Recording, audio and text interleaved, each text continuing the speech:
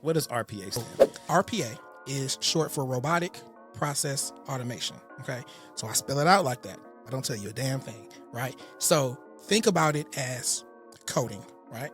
What is coding? Coding is literally just writing instructions to a computer to get it to do a certain outcome. The average person doing RPA development today makes $130,000. They work from home and they're working less than 20 hours. So what do you say to people that's watching this right now saying he's lying or he's capping? If you think I'm lying, I mean this from the bottom of my heart. I do not care. If what you're doing is working, keep doing it.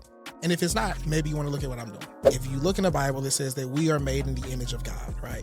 So if I am made in the image of God, then that means I am a God. Yeah. If I say I'm a nigga, they don't care, right? They don't bat an eye. But if I say I am a God, it's like, who do you think you are? I love me. Right? And if my job is to become more Christ-like, right? That means that my job is to become the best version of myself that I possibly can. Man, tech is moving so fast right now. I just heard about this guy who's making a lot of money, but he's trading a lot of his time for that. He doesn't get to see his family or his kids or anything. He's running a 6-figure business, making plays remotely from his laptop. So if you're already making good money, but want more freedom, then this may be the opportunity for you. Your woman is holding it down, you never get to see your kids, and it just feels like it's an ever-ending cycle. But when was the last time you felt free? Here's the move.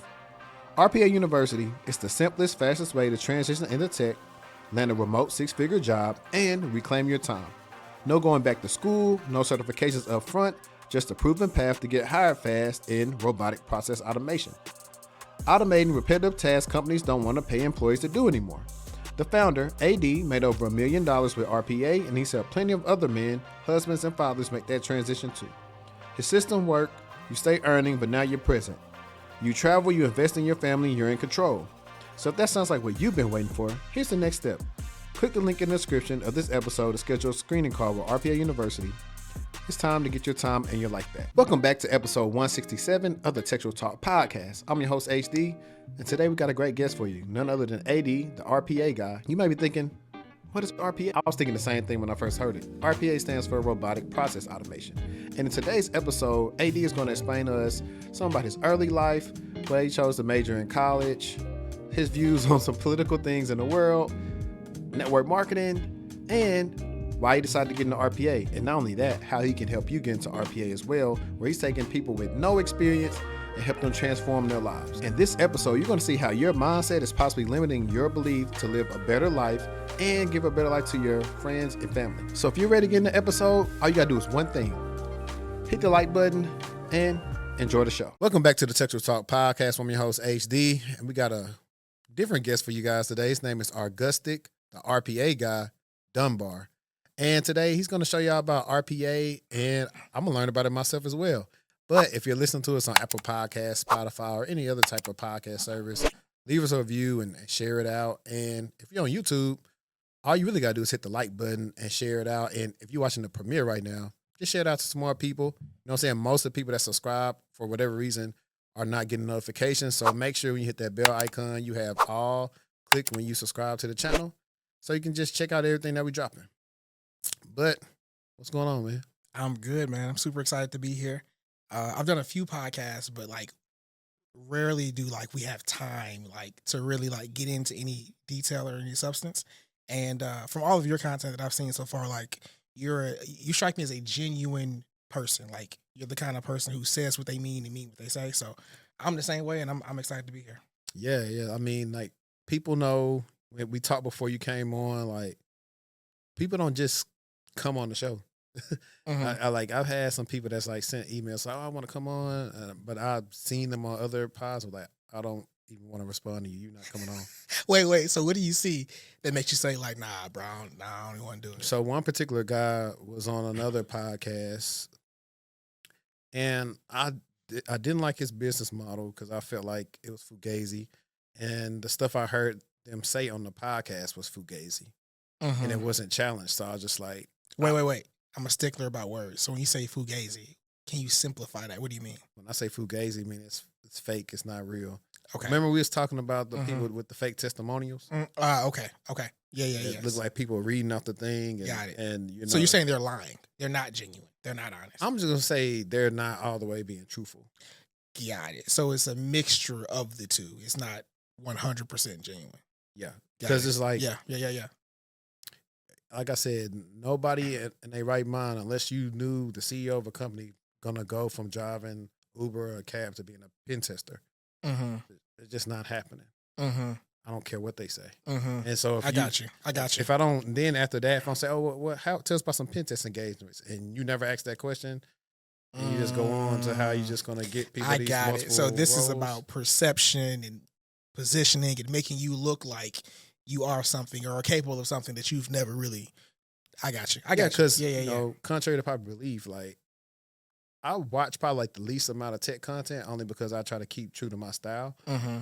I watch more of the stuff outside of tech to pull in different ways of how I can attract different people. Yeah. That may not be privy to different things in tech. So, Yeah. like for example, EYL was big at one point in time, but they started getting called out because they was bringing on scammers.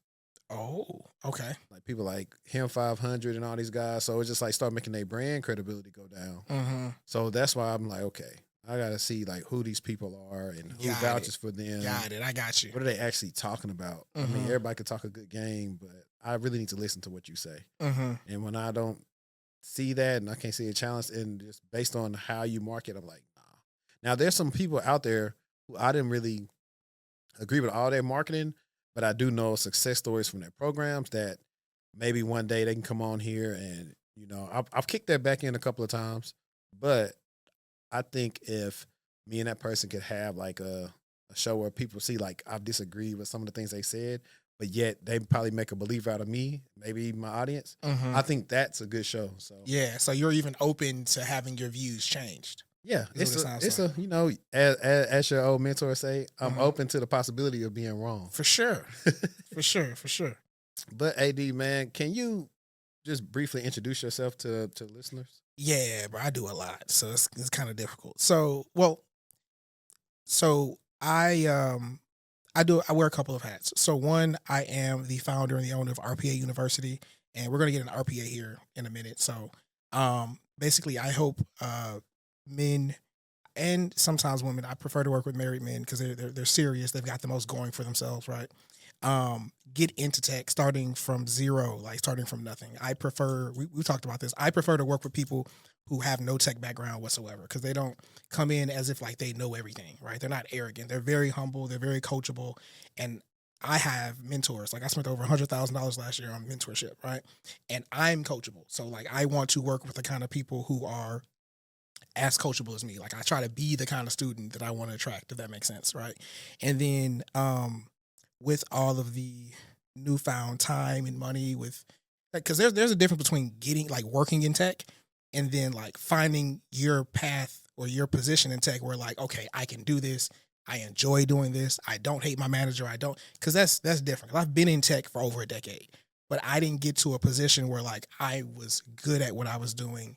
I was being praised for what I was doing, and I found what I was doing to be effortless until I got into RPA, if that makes sense. Mm-hmm. And so with all the new time, found time and money and energy and all that, and after doing a bit of job stacking and things like that, I started a coaching business, right? Or a relationship coaching business, masculinity coaching business for men. I really do believe that we live in a time today where femininity is praised and almost like elevated, and masculinity is like demonized and punished and things like that. And I'm very much pro man. I'm pro masculinity. I'm pro do what you want to do, live for you, not for your family, not for your kids. Love them, do for them too, but do for them from the place of I'm doing for them because I desire to, not because society expects it, if that makes sense. Yeah. I'm going to say you must have been listening to Anthony Mackie lately. I honestly have who's that? So that's the dude, you know, that plays Captain America. He was oh, okay. Yeah, I forgot what he played. He been in a lot of movies though. Anthony Mackie been in a lot of movies. He's the new Captain America, right? Yeah. Bro, I'm gonna say this. And I've not heard anyone else say this. Bro, racism is alive and well, right? And I don't really care about racism. It's gonna be here. To live in a time where we have a black Captain America, I think that's a big deal. I don't think people or the powers that be, like, I think having a black Captain America is a bigger deal than having a black president, almost. Like it's because like you got to think about like what this is Captain America. Yeah, but I mean America. So from brief research and some of my friends who really be in the comics, they was like, this is kind of like an adaptation of what was in the comics. Yeah. I would say the thing that'd be bigger than the Black Captain America would be, two superheroes would be bigger than that. Superman or Batman. I got you. And okay. technically, Superman should be a black superhero, technically, because, Kal-El, power from the sun, all that good stuff. Oh, yeah. Yeah. But no, I'm with you on that. And you know what? I really just thought about when you said, like, either a married man or maybe a man relationship or someone with the family would be a little bit more serious about it because they got to go out there and get it. They got more to lose. Yeah. So, you know what? I didn't really think about it like that, but when you think about it, you're right, because I think about some of the guys who've been really successful lately, either been marriage-minded or had a family, and they was like, we was coaching every day. You know what I'm saying? They was like, listen, I got to get it for my kids. Yeah, it's a necessity. It's like when I was single, bro, I had an apartment with a mattress on the ground. You know what I'm saying? And a bitch couldn't tell me nothing. I don't care. Like, it's good enough for me. But then you start like, I don't want my son to have like this. I don't want my daughter. You know what I'm saying? I want them to have things, and you know what I'm saying? And for that reason, there's now more required of me, therefore I do more. Sure. All right, so just to get back into the weeds a little bit of everything, brief background, I guess, on, because when we talked, I made an assumption that I guess you weren't from Texas, or are you from Texas? I was born in Michigan, but raised most of my young childhood in Houston. Okay. Houston, and like back and forth between Houston and Texarkana. Got it. So you moved from Houston, I guess, maybe going into college when you went to UNT? Yes. Yep. Exactly. Yep. And I've basically been in the DFW area ever since. Okay. Just brief on like UNT. I know you studied computer science. What was that like? And I guess also, being from the South, what made you want to get into computer science? Yeah. So, you said, what was my career at UNT like? And then what made me want to get into computer science, correct? Well, yeah, actually, we could say what made you want to go to UNT and then what made you want to choose computer science. For sure. So a couple of things. So my dad, I tell people, you got to see my parents in a room together. Like, they've never been married. They've only been on again, off again with each other and all this other stuff. But my dad basically let him tell the story, and he be lying sometimes. So not lying, he exaggerates the truth is what he does. And it'd be funny, so I don't call him out on it. But he know he be lying. And he said he went to college, right? And I think he, like a community college. And he said he would like bring me with him. And I think he said he ended up getting kicked out of the class. And he said when he would bring me with him, like all the ladies would be like, oh, look at him, he's so cute. And he'd get all the attention, right? And I think he said he either slept with the instructor or tried to or something like that. And so for that reason, he got kicked out, right? And so he would always say, like, and he also was prior military, right? And he went to the military back during the time, and maybe this is still happening to now, I don't know. He would be like, I didn't go out of choice. I was getting in a lot of trouble, and it was either jail or the military. So therefore, he went to the military. And so he didn't go very far, like collegiately speaking. And he would always say, hey, you're going to go to school, get good grades. And as long as you do something with math, you should be okay, right? And that is true. I think long as you do something with math, and it's not like necessarily like a math teacher, right? Like you're going to be okay. And so I did that. And fortunately, man, I have an older cousin, or I guess I call him a cousin. I've got like family friends that like I've known. It's a black thing. We know. Yeah, bro. It's like I can't remember a date and time in which I didn't know them. Like that's how long I've known them, right? Mm-hmm. And so I kind of just copied this guy, like everything. Like he played basketball, I played basketball, right? He went to UNT, so I went to UNT. He was a Kappa, and bro, I just knew I was going to go to and he would come back, over the summer or whatever, and just tell me about all the stories. I'm like, bro, I can't wait. And I'm about to. Side note, I got there and the Kappas were kicked off the yard by the time I got there. I was so hurt, so disappointed. But man, he started a career, or he went down the software engineering track. So I kind of did the same thing. And I'll never forget, it was one summer, like he had wrote like a program in the command prompts, and it would just like ask me my name and my age. And when I put the wrong age, the prompt would say like, that's not true, that's not your age. And I put the right age, it was like, oh, okay, cool, that is your age. And that was really, really cool, right? And so I kind of just followed him, and he ended up taking his career path down like the Android development, right? He started doing Android development back, I think, in like 2005, before it even became big. Smart. Or maybe it's 2008. Like, I think Google acquired Android in 2005 and he was doing it in 2008. And he got to the point where like he would tell me, now again, I'm at the point in my career where like I hate what I'm doing. You know what I'm saying? Like this is, I'm doing the software engineering thing because it pays well, but it's not that I hate software development. I hate that I have to keep learning new things. I have to learn this language and then 2 years later, Absolutely. screw that language. I got to learn something else, right? And I hate all the managers I'm working with.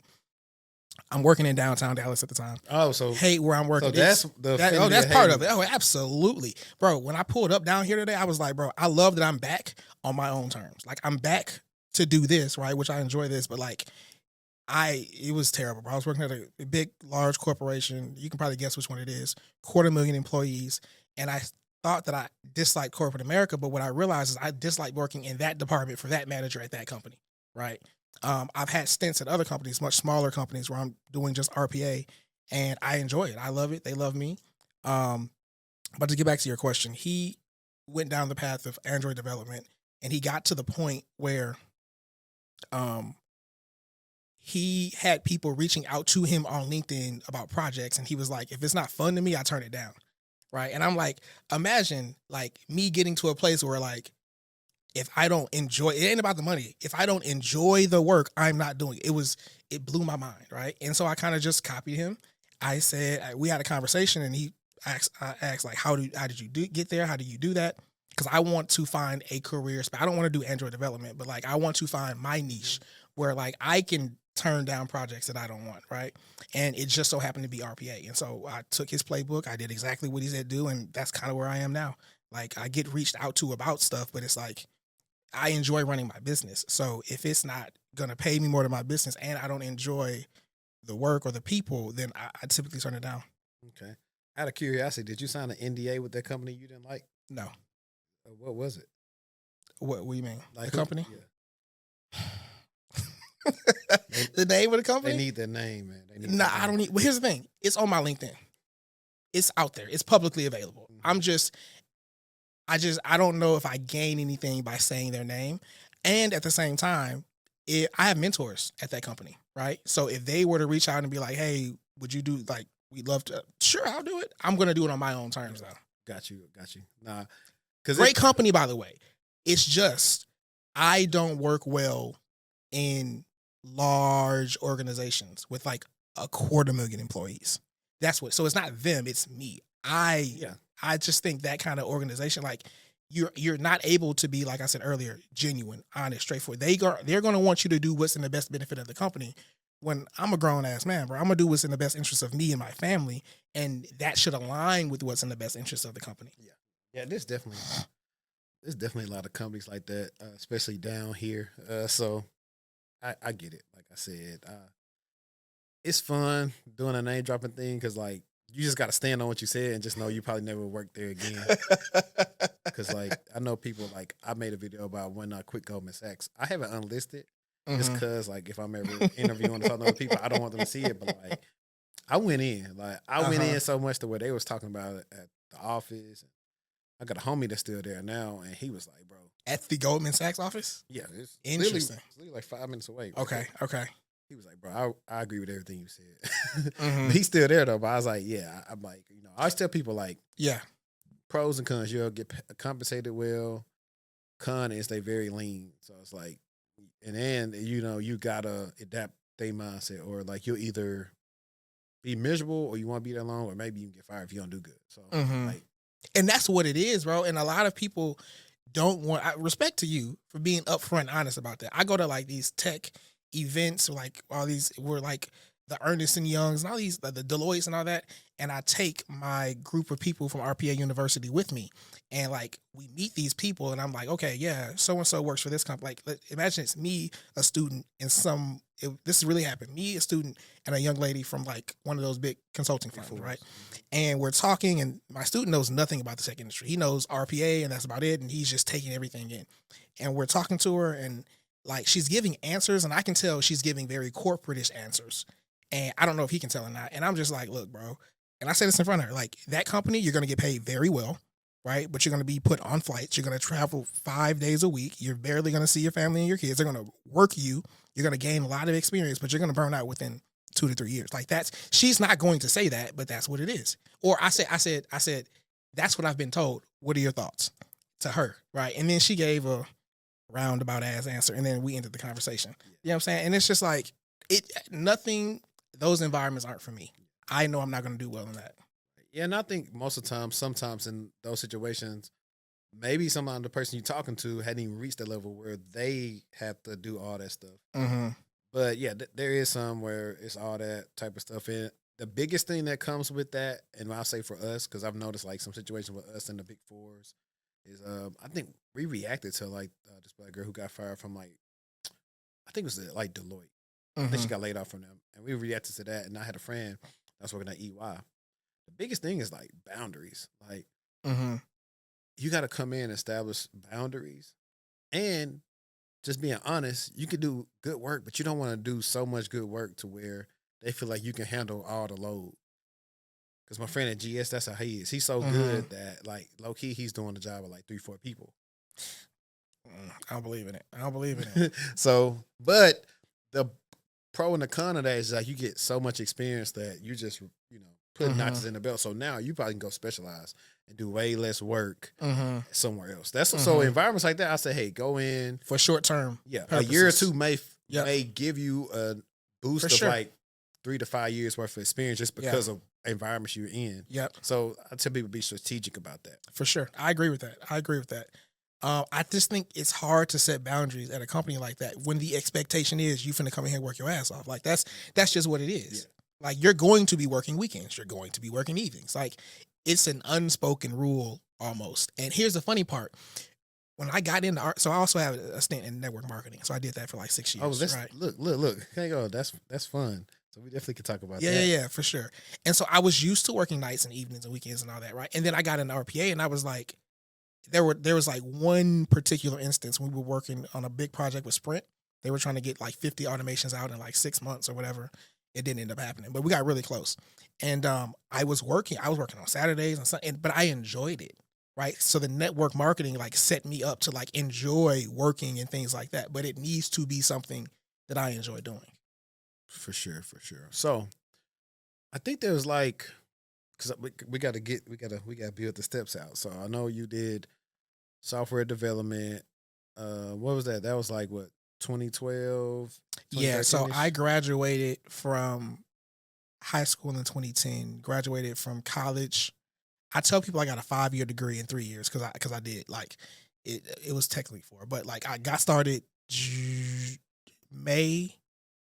August 2010, 2011, right? Because I graduated. So I graduated. I went into school at LA Tech in September 2010 and finished November 2013. I got started in college. It was definitely August. It was either 2010 or 2011. Walked across the stage in like May or whatever. So it was like, it hadn't been a full 4 years. It was like 3 years and 9 months. But it's if you look at the little guideline that they give you, it's a 5-year degree. It's supposed to take 5 years. But I never took breaks. Like, I went spring, fall, winter. So like I did not. I was taking classes all year round because I ain't want no money where I came from. So it was like, go back home to what for what? Yeah, you know what I'm saying. But that being said, I had an internship my sophomore year. Yeah, I was working at IBM. I was working for SoftLayer, and then I got acquired by IBM. And that job was I was a front end and back end software developer. And so technically, that's where I say I graduated college in 2014. So that internship starts at 2012, gotcha. Right? And I had an internship every summer after that. So I saw people, that when I was bro.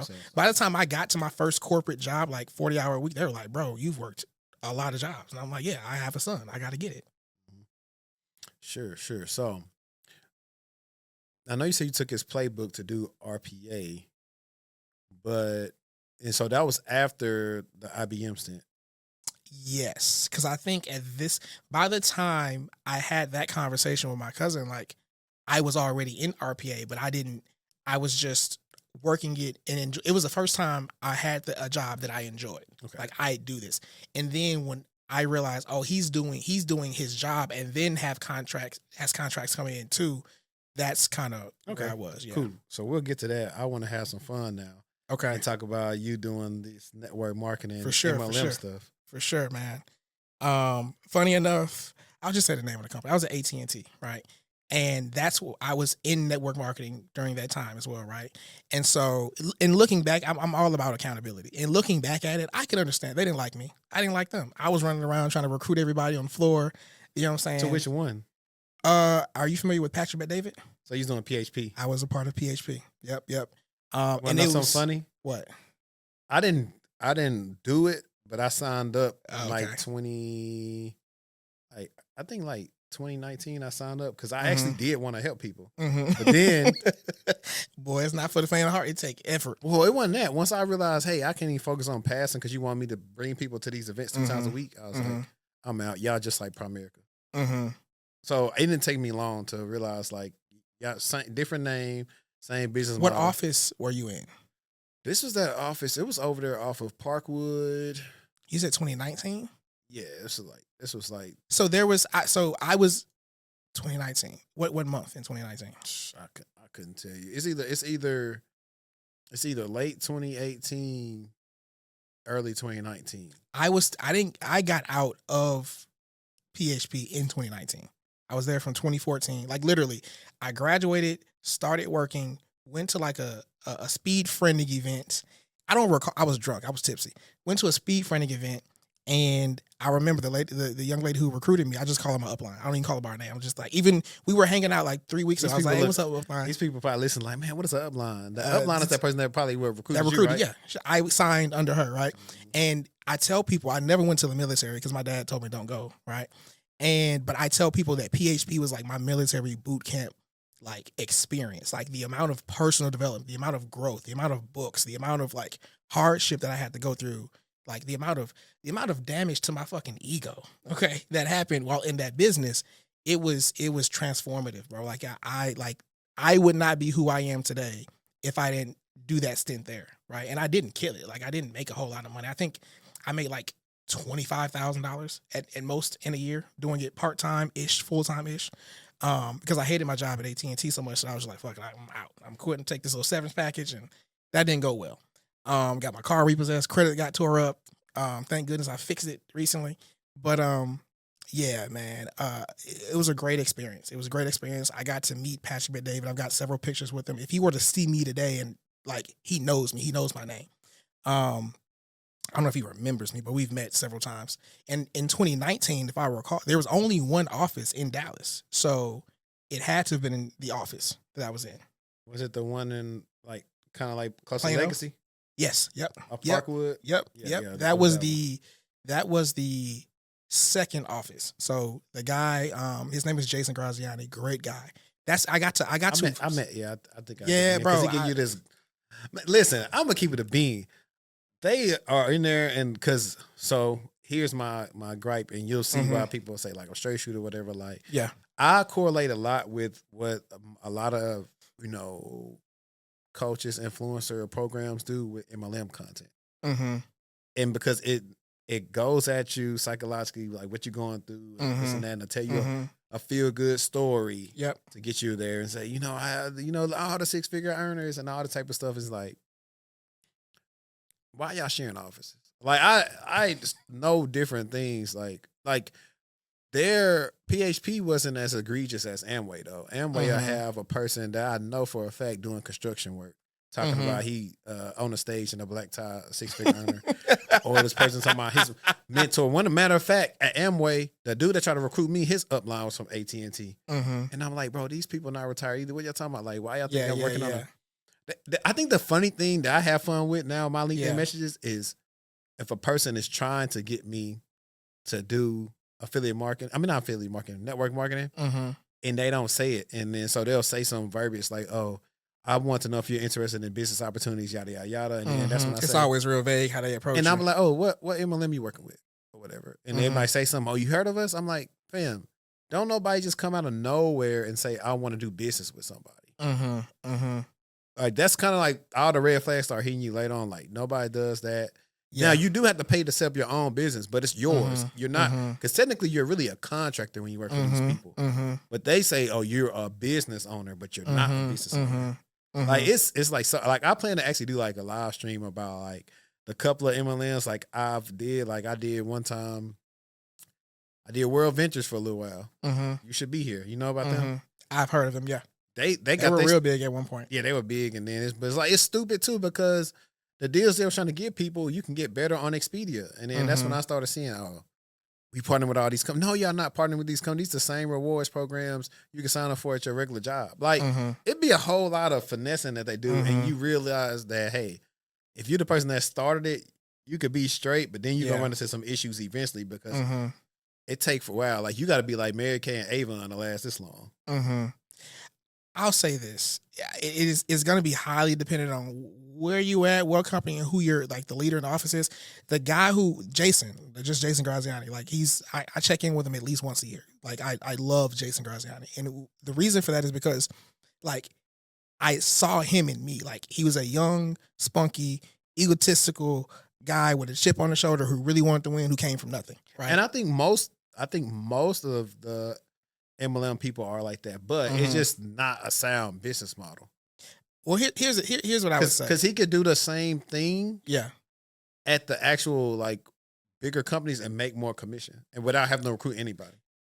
Yes. So, and I only say that because I have friends that's in the insurance industry. So it's just like. Yeah. So there's two different ways to go about making money in the insurance industry. By the way, it is, I think, one of the highest paying industries. Like a lot of industries say that we make the most millionaires, but in the life insurance industry, bro, whether you're recruiting or you're just selling, like if you like are the highest producer that quarter, bro, they're putting you on yachts. Like the amount of money, the amount of partying is insane. So there's two ways that you can make money in insurance, or as far as it like. Yeah, let's just say insurance, but really I'm talking about at PHP, right? And they heavily lean towards one over the other. You can be a producer, meaning you just sell policies, right? Or you could be someone who recruits, and when you recruit your team, like they call it going in the field, right, to sell policies. If you recruit 100 people in a month, you don't even have to go in the field with them. Someone's going to go in the field with them, and you're just going to make money. Right, with that, like because you're selling to their friends, their family, their network. I think that's the whole issue too. Like you'll have a person who just was a cashier, so okay, now saying he want to sell life insurance. Like a lot of stuff just isn't. And they lack the credibility. Yeah, so it's that people steal people books of business. You got also just the income disclosure statement that shows like, hey, on average people lose money. So that's why I say like for the most part it can work. Like the things that you're talking about, like. The intrinsic things that you gain from it, you can get that. It can help you. Hey, I'm gonna go into tech sales or whatever, and it's easy because now you're selling something a business need, and you ain't gotta really convince them. The product convinces itself. Yes, I think that was like always the issue. Like, yeah, bro, life insurance. I had Patrick Bede would say this. He would say, "Cars are sold. No, are bought because people want that. Life insurance is sold. Nobody wants to be thinking about death. No one wants to like. You have to show up." And have this conversation, right? And so, that's another thing, bro. That shit is hard to, unless you're talking to the right people, right? There's a statistic I heard that was like 80% of people who buy a policy over the age of like 45 keep it for the rest of their life. So it's really, really difficult. I had a guy sell me insurance in college, right? At UNT. And I was like 23, 24, or whatever, however old I was at. And he ended up getting out of the business. When I asked him why, he blamed me. He was like, because guys like you, they need these young. But it's like, in your 20s, you think you're invincible, right? So like the same conversation with me, you might end up getting, $50 a month from me and you make a $600 commission, or you could go talk to a married couple who can afford to put $1,000 away per month. That's other thing. You get all the commission up front. So 1,000 times, bro, that's a $12,000 commission. But we also know, because we'll get back on topic, guys. But we just also know that a lot of those people aren't getting it just because a lot of them just aren't good. Correct. Because like I said, the model makes them not get better even at selling. Here's the thing, bro. Most people suck at most things they do. Most people are average. Most people have average intelligence. They have average style. All of that, right? But I would say those people are below average at what they do, and not me just saying from an opinion standpoint, just based on the numbers. Sure. But here's the thing. That's everywhere you go, though, bro. Like, you even, and obviously I'm giving you stuff they would tell me when I'm there. Like, you go to look at the NBA, the highest earners earn an egregious amount. And then at the low end, it's significantly less, right? Yeah, but You gotta put that in perspective because the average NBA person Mm-hmm. is still good. Like prime example, the average starting quarterback, which is not fair, makes more than probably the best safety or whatever. Sure. But in roles like that, those average people don't make they making either the same or less than people that's working like fast food.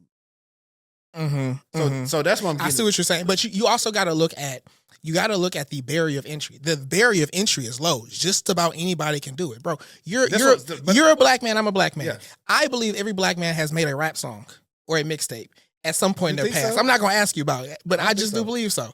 But here's the thing: it probably sucks. Why? Because the barrier of entry is so low. All you need is like a laptop and a beat. But I wouldn't say something suck because of the barrier of entry, because the barrier of entry to go work at Taco Bell is low. But what I'm saying is because the barrier is so low, because anybody can get into it, you're going to have a lot more people who casually get into it and don't develop the skill to get better at it. They're going to start it, suck at it, and just stop.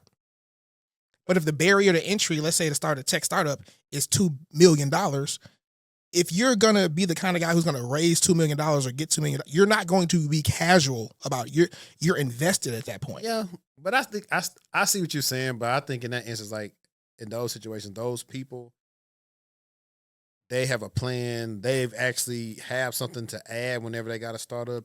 Like you said, most of these average people, I think it's also taking into account of everybody who signed up one like couple of days and then dropped out. And Mm-hmm.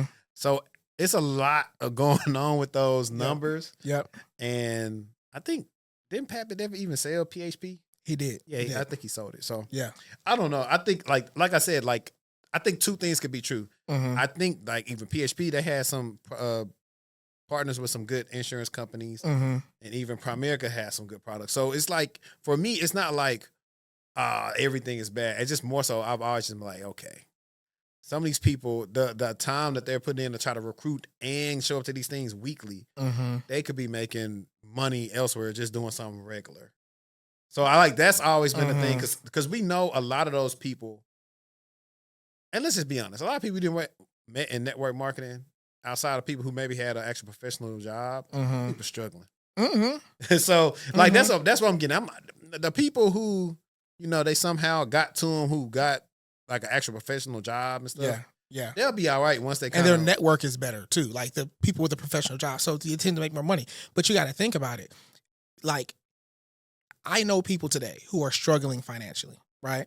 And I don't say it, but I'm like, bro, you need a high value skill. Yes, The correct. simplest, I don't say the simplest, one of the easiest high value skills to obtain, right? Without any prior knowledge is sales, right? And so you get to jump into a sales vehicle that has sales training. They have all of that, right? Now, most people suck at selling, and most people are not going to go through rejection after rejection after rejection. But it's a skill set that doesn't, bro, you can go get a couple books, right? And say, hey, I'm going to commit the next 12 months to reading these books and practicing what's in them every day. And you would end up being a pretty damn good salesperson. Yeah. But what's funny? The barrier to entry is low. So most never do. Yeah. And then what's funny about you saying that is like, that's literally so I have an episode that I'm editing right now with the founder of Course Careers. And that's literally what he did to get his first sales job. So, no, I mean, you're right on that. And I do got like a lot of, it can go ping pong, go back and forth. But like I said, that can be saved for a live stream just to have fun and turn up. Yeah. But now, you've been talking about this RPA thing, man. Yeah. What does RPA stand for? All right, we can get into it, right? I will say this. I tell people like, bro, I'm not a tech guy. I'm a smooth, cool, sexy, real nigga who just so happens like tech just comes easy to me because of the way my brain thinks, right? So RPA is short for Robotic Process Automation, okay? So I spell it out like that. I don't tell you a damn thing, right? So think about it as coding, right? What is coding? Coding is literally just writing instructions to a computer to get it to do a certain outcome, right? So the thing about RPA is that it's more drag and drop, if that makes sense. So when you drag and drop things into these RPA softwares, like that's the equivalent to writing 5 lines of code by dragging one thing in, right? So it's almost like hyper automation, right? And the example the analogy that I typically give people is, let's say that you build homes and let's say that I build homes, right? let's say you build homes with brick and mortar, like the traditional route, right? Like stones, and I don't know how to build homes, so I don't know. All of that stuff on your hands and knees and all that. And let's just say I have a machine, a 3D printer, right? And my 3D printer works such that I can just like say, hey, I need a wall, and I push a button, it prints a wall. And I push it 2 more times, and I got 2 more walls. I sandwich them together. I say, all right, print me a roof. And it prints the roof, right? I'm still an engineer. I'm still building. I'm just building in a very simplified fashion, right? And I have a few sayings. One, if it ain't fun, it ain't for me. Like, I need things to be fun. And so I do find RPA fun, but that's separate. But 2, I like simplicity. I love simplicity, right? And what makes a good RPA developer, and what most people struggle with when they come into my program, is like they don't keep things simple enough, right? And I say, show me someone's code, and show me cluttered code, and I'll show you a guy who has a cluttered mind, right? Because you got to be able to keep it simple. So I learned how to write code. That was relatively difficult, right? On a scale of like 1 to 10, depending on what language you're using, coding can be a 10 out of 10. But when we get into RPA, it's like I'm just dragging and dropping. I remember when I started making 6 figures doing RPA, I was like, wait, ain't no way, bro. This is way too simple for them to be paying me this much money. Way too simple. And it's crazy because what you could write and code and achieve and make happen within, 2 to 4 weeks time, you could literally build it in RPA in 2 to 3 to 4 days. That's how much faster the software is. Okay. So with that being said, with how you explain RPA, then I guess what is still the reasoning for traditional like software developers, engineers, like what? Yeah. So RPA is, I've heard people explain it like glue, right?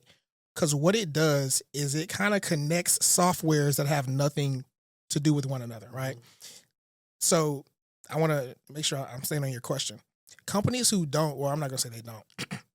Companies who are less likely to use RPA are the companies like the Googles, the Amazons, the Netflix. They probably have a department that uses it here and there, right? But if you have enough money to build a custom solution that's in-house that only does what you need it to do, and like no one else is ever going to use it, like you're probably going to build that, right? Because you can afford to. You can afford to spend months or years or whatever on it because you've got the revenue to lose. But RPA is more so a general type of automation, right? Have you ever heard of Selenium? Mm-hmm. Okay, so it's web automation, right? Okay. And then so Selenium is like web automation. And then if you think about what's another form of automation, I'm blanking on that, but think like Selenium is just for browsers, right? RPA can do what Selenium does, but it can also automate off of a web browser. Like it can automate in the desktop. Like literally, I tell people, if I can watch you do it on the screen, I can then build a bot that does it. You can say, all right, open a browser, click here, type into this, click here, upload this file, save it. Like you pointing, clicking, typing, it does all of that. So it's more general, right? And so I'll give you an example of a project that I did. I worked at one company, right? And they were an electrical distributor, right? So electrical supplies distributor. So they didn't build anything, but they just distribute. If electricity flowed through it, they sold it. Mm-hmm. They said, hey, we have a competitor, and when you go on their website, let's say you search for a light bulb, right? Mm-hmm. And on their website, it would say, hey, people who want to buy light bulbs also want these 5 things, right? And they said, hey, we want something similar to that. Like we want to know what 5 things come up when someone searches for a light bulb or whatever product that we have. And then we want to know what 5 things come up on our competitor's website so that we can have, hey, people want these 5 things also, usually, right? So they literally wanted me to go on their website, search for all these different SKUs, all these different products, and then record and document what are the SKU numbers of the 5 other items that people usually buy too, right? So I built a bot that opened an Excel file, and it said this Excel file had 50,000 rows in it, right? With 50,000 different products. And then it would go to each web page and it would say, all right, what's this product? Click on it, get the SKU, close the browser or close the tab. click on the next product, open it up, get the SKU, close it, right? Something that a human could have did, but it would have taken, forever, right? Yeah. Correct. And so just something like that was very, very simple to build. Okay. Yeah, I get you now. I get your drift about it. Because, I mean, that's the same thing that other industries go into when it get to, like, automation. Even for security, the same thing. Being on the defensive side, we have these different automations that work on the back end with different type of either, like, applications or working with the freaking APIs and pulling stuff in. So you can look at most of everything from one screen versus having to click on here, click on here. So I get you on that. So when it comes to RPA, why does it seem like it's like this hidden jewel a lot of people not talking about?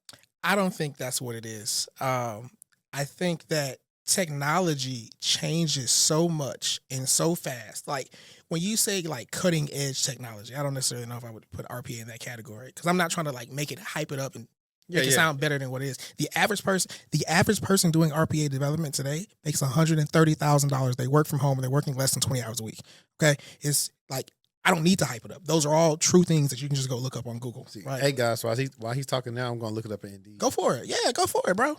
Now go and look it up across a few different websites. So look it up on like Google it and see what happens, and then go look on Glassdoor, go look on Indeed. Maybe you see different numbers, but they're earning an average of $130,000. And here's the crazy part: they're not good. Like RPA developer. Yep, they're not good. These people are not good, and they're earning $130,000. I don't let them pay me $130,000 because I'm better than average. So whatever the average person earning, I need more than that, at least 20%. But it's not that it's a hidden thing, bro. It's just that there's so many new things in tech coming out that like you just have heard of it or you haven't. And most people have never heard of RPA. They just kind of see me and all the kind of stuff that I do on my Instagram, all the things that I say, and they're like, oh, I've never heard of it. There's a million things you've never heard of. Just pick one. I do believe, though, it is the simplest technology I've ever laid my eyes on. That's what I think makes it different. Okay, I'm going over a couple of different sites because I know Dallas had it at, let's see, what does ZipRecruiter say? It's just one site. So these numbers are like a little less. But I also say if this is going off of like 2025 numbers, then that could be why too. Because I've seen some places make salaries go down a little bit. So what did you type into Google? I typed in RPA developer average salaries, United States. Did like Gemini come up with? Gemini came up with one for Dallas, but I was just trying to see. What did it say for Dallas? So Dallas was one. Let me go back. Dallas was 104, with top earners potentially reaching 141. Okay. I'm seeing entry level people like out of college making 95 to like 105. The number I've seen, is that's what it's saying. That's what it's saying. So it's saying entry level 99,000. But here's the thing. Let's just keep it at 99,000. Bro. RPA works such that you could go now. If you're cheap, I don't do business with cheap people. But if you were cheap, you could go on Udemy, spend $20, go buy any course that teaches you UiPath, and you would be good enough to get a job and start making $99,000. That's better than a network marketing opportunity. What else can you learn in 6 months or less and then go make $99,000 doing it? Like it's an incredible opportunity. Most people though will try to teach themselves. They don't know what the hell they're doing. They have no support, and so they get frustrated and they give up. And so that's where RPA University comes in. Like we literally walk you through the whole process. I hold your hand, and we're not just teaching you RPA, bro. Like the outcome is income. You should leave my program with employment, not I learned something new. Like that's a bunch of BS. The goal is not to learn. The goal is to earn. So now we go from they could take a course, they go to you. I just briefly skimmed over a job description, but from your experience, what do people need outside of just understanding the concept of RPA? Let's say a balanced, average RPA developer. Like what type of skill set would they need? You need the ability to keep things simple. You need to let me give you a perfect example. I forget how old I was. I was in grade school, maybe 3rd, 4th, 5th grade, whatever. We had this one day where they gathered all the students and put us in the cafeteria, and the cafeteria had a stage, right? And there were these guys up there, and they said, hey, we need you guys to give us instructions on how to make a peanut butter and jelly sandwich, right? Which sounds simple. We're kids. We've all had peanut butter and jelly sandwiches, right? And so they give us like 10, 15 minutes to write the instructions down. They call this one little girl up to the stage and they say, all right, read the instructions to us and we're going to like, they had peanut butter and jelly and a knife and all that. They had it all on the table. And they're like, just read the instructions to us and we're going to do as you say, right? So she said, okay. She said, all right. And she said, take the knife and put it in the peanut butter jar. And so she didn't say unscrew it, right? So you see this guy trying to forcibly like just slam it through and he was like, we're trying to follow your instructions, but you skipped one. And she's like, oh, right? So you need like that. I literally take people through that exercise in my course. You need the ability to think simple, small, step by step, like what is the outcome that I'm looking for? And then how do I work backwards in such a way that like I get it correct, right? You also need, this is just a developer in general, you need to be resourceful, right? I've literally gotten jobs where like I come in, I'm the new guy on the team and I'm like, all right, so who is who? I need to make my introductions and meet everybody. And they're like, yeah, this guy, we brought you in to get rid of this guy. Don't even talk to him. I'm like, what's wrong with this guy? Why are you even talking to him? And they're like, okay, we're going to let him go, one. And I'm like, but what did he do? And they would be like, he got a project 2 months ago and he's not giving updates. 2 months later, which is today, like there's been no progress. He doesn't know what he's doing. And he never raised his hand and said he needed help. And I talked to like one of my coworkers. I was like, why do you think he's like not performing well? And he was like, man, I think he's job stacking. And I'm like, nah, bro. Because even if you were job stacking, your job would be to keep the job so you do well. It sounds like he just doesn't know what he's doing. He's not very good. He's not good at this, right? And so you need to be resourceful. And what I mean by resourceful is you need to go from, okay, I have a project, I have an assignment. This part, I don't know how to do it. And that's okay. That happens all the time. Being resourceful is I'm going to get on Google. I'm going to get on the UiPath forums. I'm going to pick up the phone and call a friend. Worst case scenario, I'm going to raise my hand and say, hey, bro, I need help. Like, I need that. So you need that. And a lot of people don't like to raise their hand and get help, even in my course, because then they like, oh, I feel stupid or I look dumb and I don't want. They're worried about people's perceptions of them instead of getting the job done. Right. No, that's facts. Work with too many grown people that will just come in and day out and really not know what they doing. Yep. And I'm like, well, ask the question. Your job is to not get fired. Like, it's okay not to know everything. Yeah. No one knows everything. And I would only say to clients like, yo, what y'all struggling with? Because like, if y'all scared to ask, somebody will probably ask something that's going to help everybody else because y'all scared to ask it. Yes. So I see that all the time. But you know what I think the issue is in the tech industry, bro? And it's so annoying. And this is why I say I'm not a tech guy. We are in an industry where people like to swing their dick around, right? They like to let you know that they're smart, right? Especially certain race of people. I know you know what I'm talking about. They like to let you know that they're smart. And like they like to posture as if they know everything. And if you don't know everything, they kind of do look down on you a little bit, right?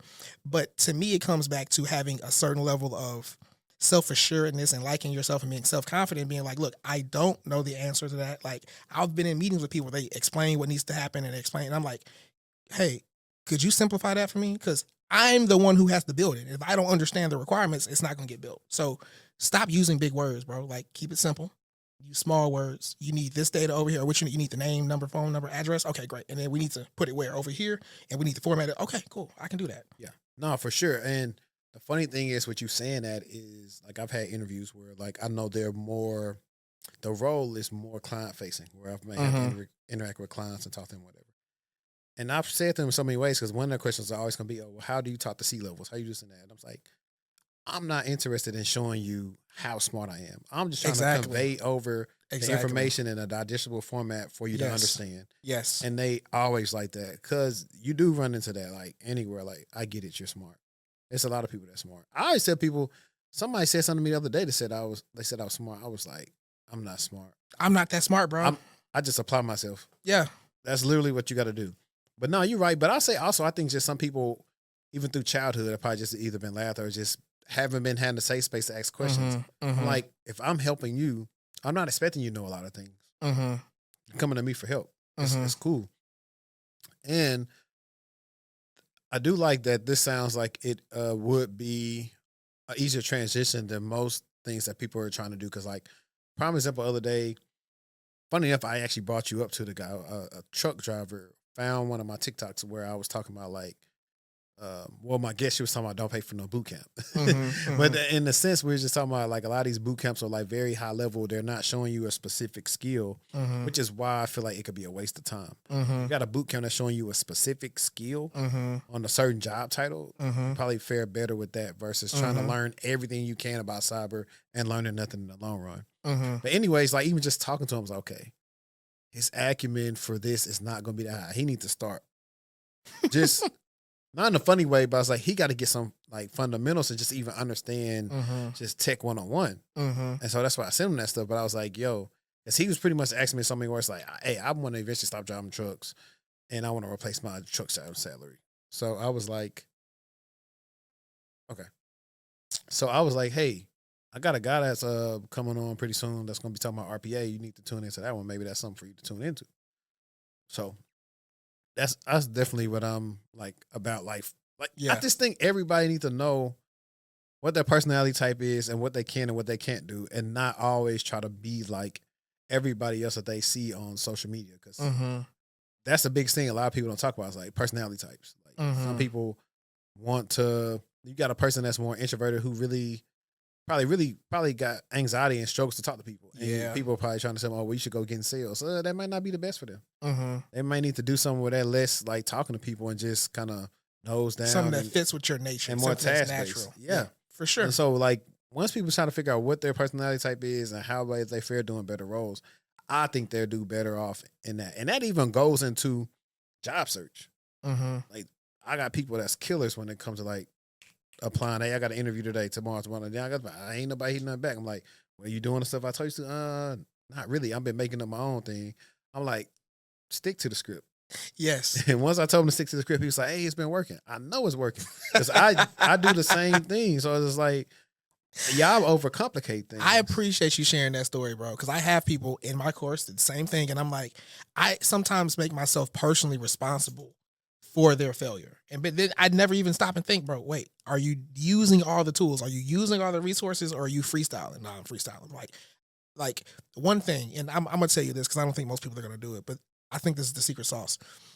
I tell my people, record every interview that you do. That's what we do. Bring it back to me. Bro, you're a smart guy.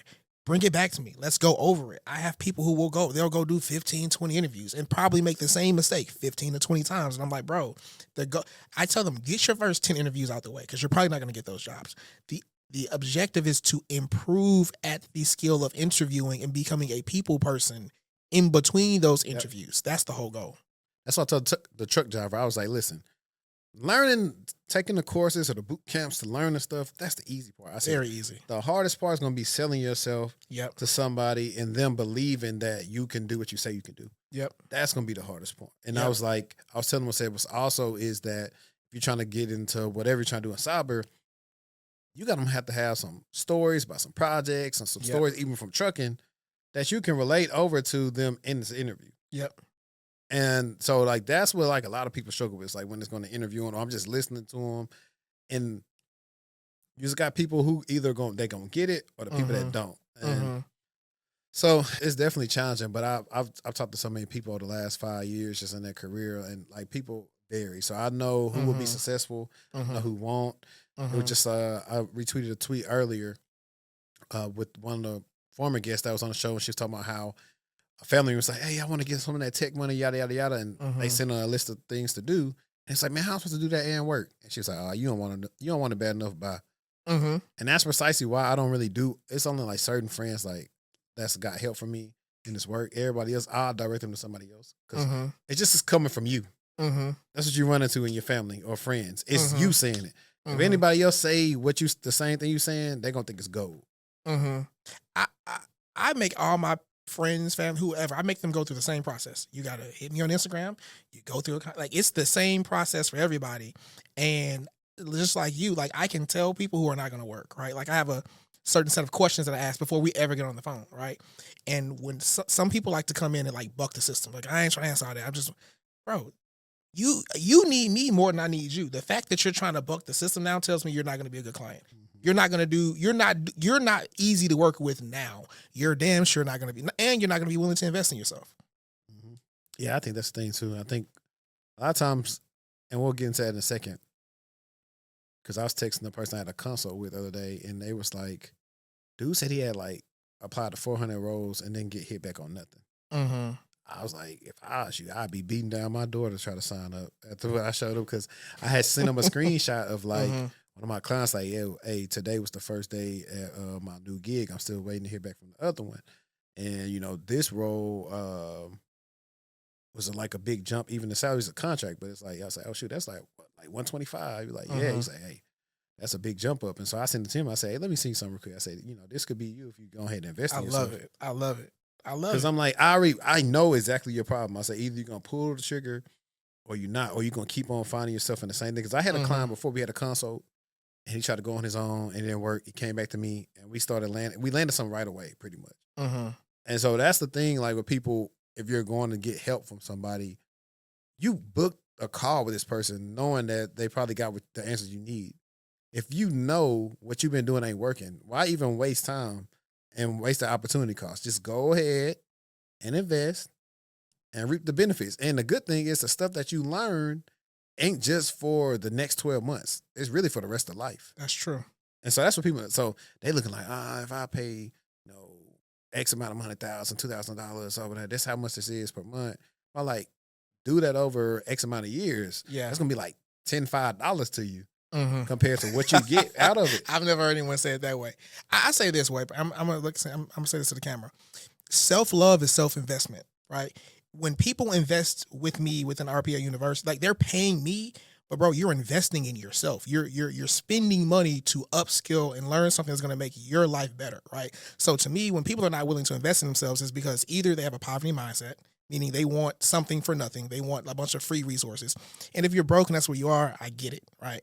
But don't stay there. Or two, like they don't think they're worthy, right? Or three, they don't love themselves. Like they don't see themselves worth putting effort into. Let me ask you this, because you're in tech, right? I imagine you've worked with people in tech, because this used to be me, where like they make the money, but you couldn't tell based on the way they dress, right? They don't carry themselves like someone who's they don't dress well. They be ashy, they be wrinkled and all this other stuff. And it's just like, I used to have the mentality of, I don't care what anyone thinks about me. And I really, for the most part, I still think that way. But it's still, and therefore I'm not going to dress in a certain way to appeal to anybody. But then the question becomes like, or the statement is like, me not putting effort into my look means that's a part of my life about myself that I'm giving no effort to. I'm not giving effort to myself, right? Because I don't think I'm worth the effort to some degree. No, facts. I mean, shoot, I woke up super early to get a haircut this morning. Yeah. I meant to I was like, man, fuck it. I'm just Well, I looked up. He was like, man, I get you at 7:30. I say less. Okay. Because I woke out early this morning. So I was like, cool, I'm already up. But no, you're right. I would see that all the time. Because I think I've tweeted about this before. If I had time, I would type it in my thing. I was saying, hey, like, you know, men and tech or whatever, like we making, I think it was like also on campus. Like I used to work for JP Morgan as well on that campus in Plano. And I was like, y'all, a lot of y'all, when this tech roles, we making too much money to be like not caring about ourselves, being so big. Like, especially if you're a man, unless you got some chronic illness, there's no way you should be like a certain size. We don't have babies. We don't really go through like postpartum like a woman would. It's really no excuse to get up and walk. But a lot of times, only time when this is like an asterisk or anomaly is if it's like an entertainer. Like they typically you know, may have like a lot of money. That's where people will talk to them because of like, hey, they dress nice or whatever. Or a lot of times people, they don't pick a struggle. They have more than one going on. Like, hey, cool, you can be big, but at least dress nice, at least smell good, at least take care of yourself, at least be funny, have conversation skills. A lot of the people is like all the struggles. I was like, just only have one. So we see all that. I was like, nah, y'all gotta take pride in yourself. I mean, even that even goes into a point of interviewing. I always say, all right, what's your interview setup look like? Where you gonna be at? What you gonna at least you ain't gotta wear no 3-piece suit or nothing no more, but what you gonna wear? Even simple stuff like that. I agree, bro. To me, so I preach self-love, self-respect, self-acceptance, gratitude, right? And some people start to take on the identity of being fat, right? Like in their head, like forget their body. I am a fat person. I've always been fat. I used to love Kevin Samuels, right? And he, he played that song with like a big woman come on, like vroom, vroom, vroom, vroom, vroom. That shit is hilarious. Big Shirley. Big Shirley, yeah. And so I remember he was talking to this big girl and he was like, when was the last time you were dressed for? And he was a very big woman. She was like, I ain't never been dressed for. And it's like, no, you have. You were just a child. It's probably been about 40 years. You just don't even remember. You're just so used to being big that you've taken on the identity of a big person, right? And I think that's kind of what people's problem is. It's like you see that as you, but I believe, I'm the only person in tech who I know saying this. So I don't subscribe to any one religion, right? But I think there's great things in all of them, right? And if you look in the Bible, it says that we are made in the image of God, right? So if I am made in the image of God, then that means I am a God. Right, like I am a God, right, and I get why Kanye West would say that, right? If That's I say, what I went to when you said that. If I say I'm a nigga, they don't care, right? They don't bat an eye. But if I say I am a God, it's like, who do you think you are? I love me, right? And so, if I am a God, not the God, not your God, just a God, right? Then, and if my job is to become more Christ-like, right, that means that my job is to become the best version of myself that I possibly can. Yeah. Right. And that's what we're on the journey of. And I tell people, just like you're saying, the interview process in tech is a spiritual journey, because I could give you all of the knowledge. I could download all this RPA knowledge in your head. But if you still don't feel good about you, well, what does your diet look like? Have you given yourself reasons to feel good about you? What have you done that has been difficult? You know what I'm saying? Like, it all comes out to self-worth. And the biggest difference between people who get it and who don't is they show up on interviews and they walk and they talk and they act like I'm supposed to be here. Right. Versus other people, they're like, oh, I'm humble. I just released a reel yesterday on that. Like, humility, like, you don't need that. The definition of humble or humility is having a low importance of oneself or one's abilities. And it's like, bro, if you don't think you're important, why the hell would I interview you and hire you? Yeah, for sure. And, you know, and even to tag on to that, before the interview process, it's even the prep. The prep will help you feel prepared. But when you have bad preparation, probably going to have a bad preparation. I don't think most people prepare for most things. Yeah, they don't. See? They don't. I mean, even at the time that I didn't. Like, it's got times where, like, I know, I was like, man, I was sharp. Like, if you got time to sit down and do research and write this stuff and create whatever you want to do to kind of drive the conversation or stand out in your way, you're going to feel good about it, whether they pick you or not. Because sometimes it's just some bull and they interview you just because they got somebody internal they want to go with. But and even then, you're still getting practice in. Yeah. You know what I'm saying? Like, I did not like when I found myself in a position where, like, all right, I'm a senior, I've been doing this for a long time.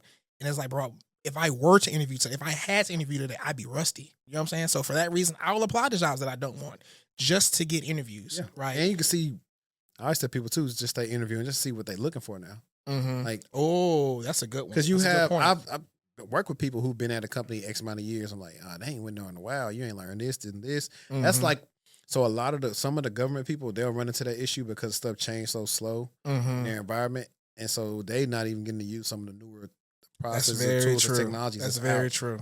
But I always tell people, if you understand the concepts and the why behind a different tool or technology, you could be okay. And that's something too that sometimes some recruiters know and some don't. So if you can understand that, you'll be all right. But to get back into your RPA University,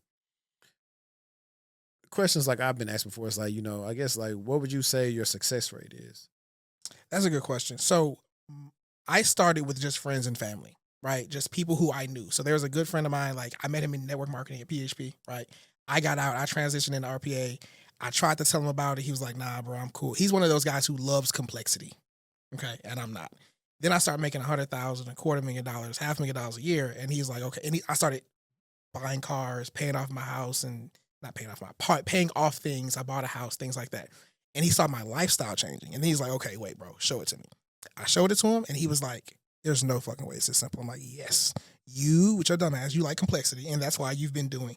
Bro wrote a whole script. Like he spent hundreds of hours writing a script to go on LinkedIn to recruit people for him. Hundreds of hours. You know what's funny?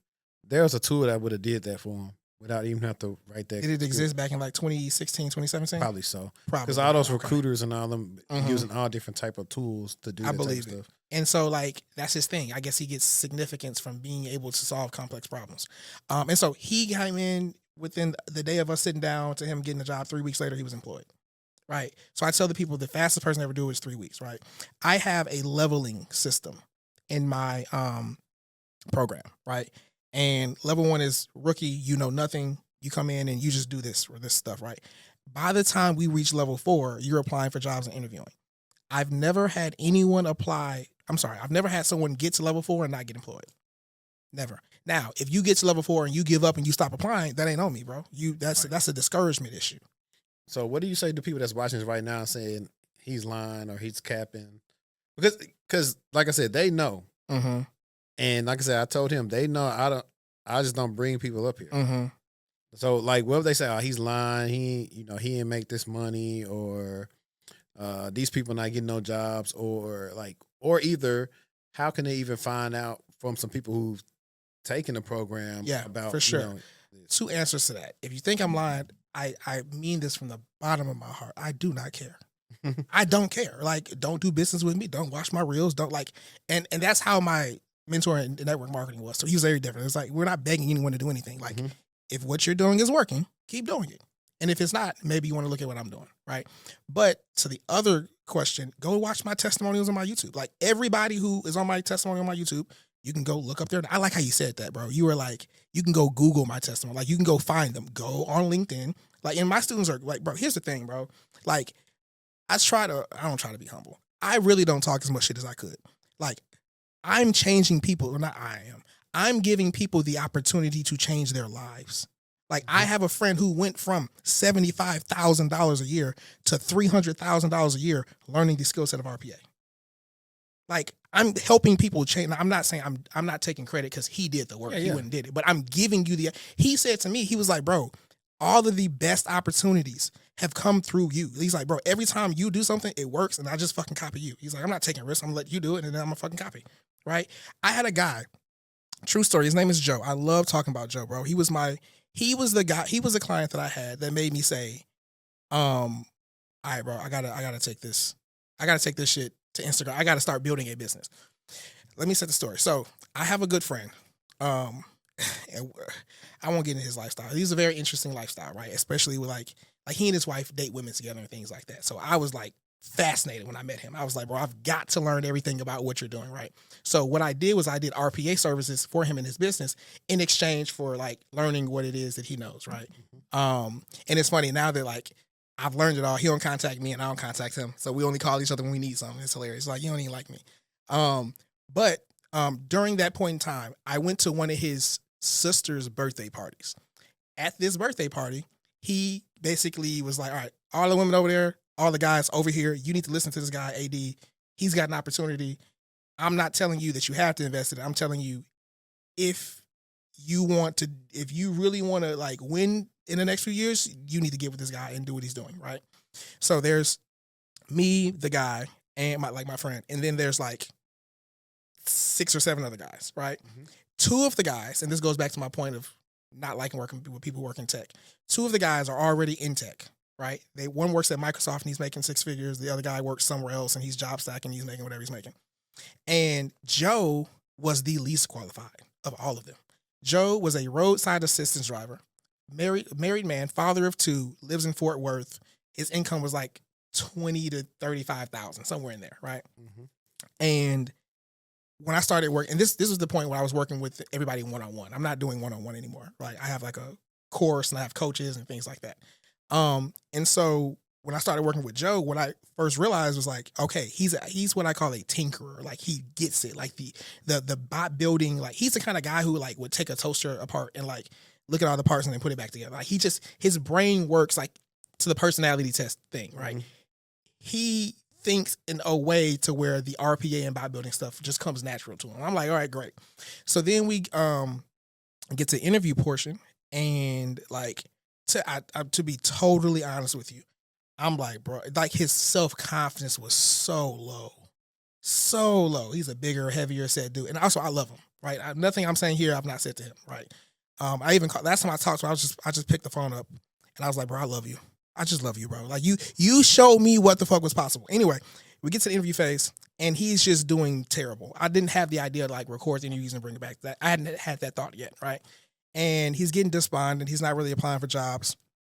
And so I'm like talking to him, and I want to make sure I said it. His self-confidence was so low that I was like, bro, I didn't say it out loud, but I was thinking, I don't think you can pull this off. I don't think you have what it takes. I don't think you're going to be successful. I'm not saying it out loud because I don't want to discourage him. And I also don't want to like validate it to myself, right? Mm-hmm. And so he starts doing interviews. He doesn't know what he's doing. He's doing terrible. When I talk to him, I have a conversation, And I'm like, what do you think it is? And he's just like, he's telling me, like, we start role playing answers. There's only 7 questions they ever ask in an RPA interview. I know what each of those 7 questions are, and I give you an answer. Okay. And so like he was just giving terrible answers, right? Like I would ask him, like, okay, let's say you had a project that had to do this, right? Like, how would you do it? And he's getting so granular into it, right? And I'm like, bro, that's like me saying, hey, you're applying to be a Pizza Hut delivery driver. Tell me your experience, right? And it's like, oh, well, I got experience with putting the car in park and in drive and in reverse. And it's like, we don't need to know all that. Yeah, bro, like high level, right? And then I also realized he would say, he was like, I don't have a college degree. I don't even have a high school diploma, bro. Like, I don't think I'm supposed to be here, right? And so we had a conversation about that. I gave him How to Win Friends and Influence People. I said, read this fucking book. He read the book. His very next interview, he got hired. Very next interview, I said, tell me about the interview. What happened? He was like, bro, we barely talked about RPA. I said, what y'all talk about? He was like, we talked about how like he loves to go to like casinos and gamble. And he loves to like he can feel the energy in the machines and he can tell when it's gonna hit. And I was like, he was like, yeah, that's all we talked about. And he was like, bro, like the book talks about like be interested in them, let them talk. Yeah. People like people who people like to talk about themselves. And people like we can have a whole conversation. I say nothing. I just ask you questions and let you talk about yourself the whole time. And then you would walk away from the conversation like, man, AD is a pretty cool dude. He read that book and got employed, starts making $90,000. I was like, holy shit. If he can do it, anybody can do it. I hired a coach. I paid $4,000 to a marketing coach to get on Instagram and start doing all this stuff. And like, literally that is how I got where I got today. So like, that is like my most significant success story. The guy literally, I did not think he was going to do it. He didn't think he was going to do it. And he did it, bro. Like low confidence, no tech back, no nothing. And I'm just like, bro, if you can do it, literally anybody can do this. Anybody, you know what I'm saying? And so I love that. And that's really why I do this business, bro. Like I could go and just stack up contracts, you know what I'm saying? And I don't need this. I don't need to do this. Like I've been good. I've been straight. My family, we do what we want. Both of me and my wife, we drive luxury cars. I fucking walk around all day in a Versace robe. You know what I'm saying? Like I live a grand life, and it's not because of RPA University. I've been doing this, right? But my favorite part of doing all of this is working with a guy who goes from a place of like, I don't know if I can do this, to like, holy shit, I did it. And then like I feel like, I don't watch boxing, but like, you know, at the end of the match, right? It's the one opponent, the ref, the other one, and then you raise the guys. I feel like the referee in that situation. Like I'm raising your hand, bro. You did it, but like I'm there and I helped you, and it's like, bro, I love that feeling. That is why I do this shit, right? And I just don't think that like if I was lying, it's like you wouldn't hear this passion in my voice and things like that, right? So everybody that I've ever worked with, you can go and look up their LinkedIn.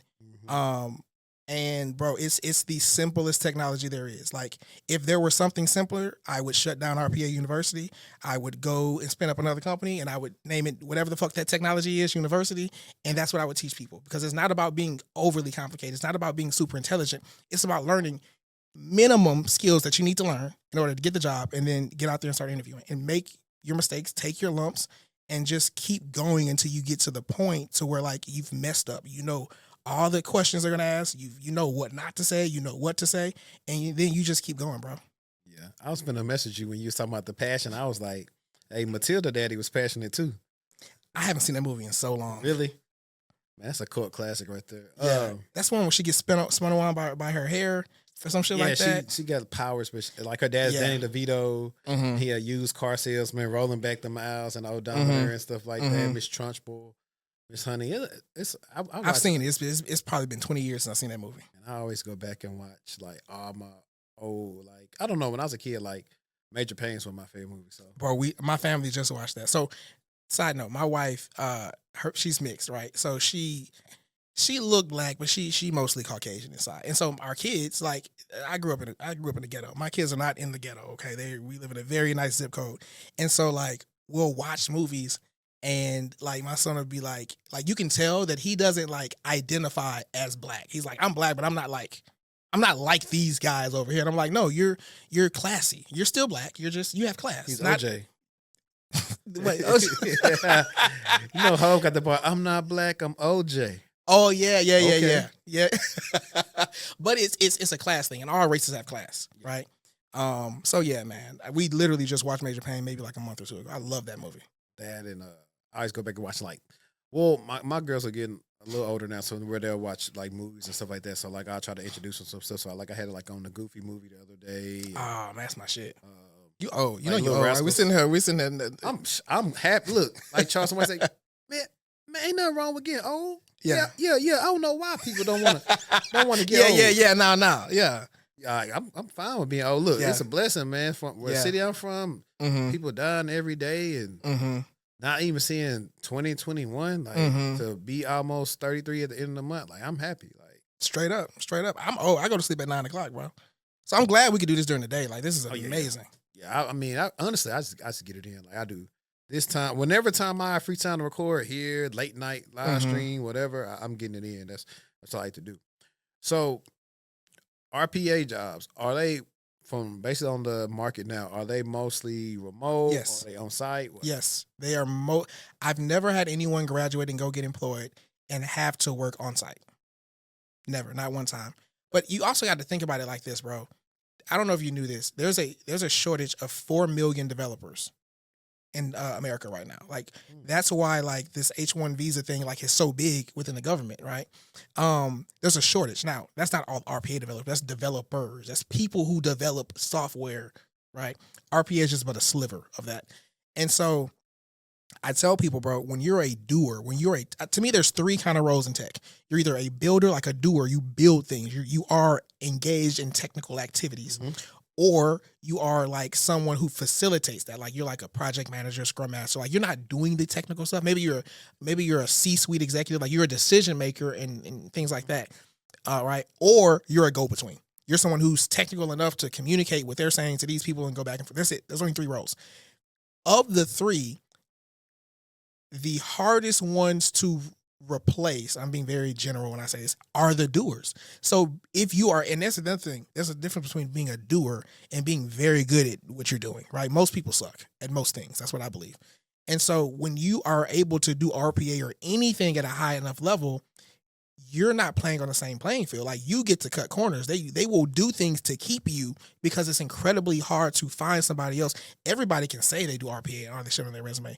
Few can actually do it well, do it consistently, and get the job done.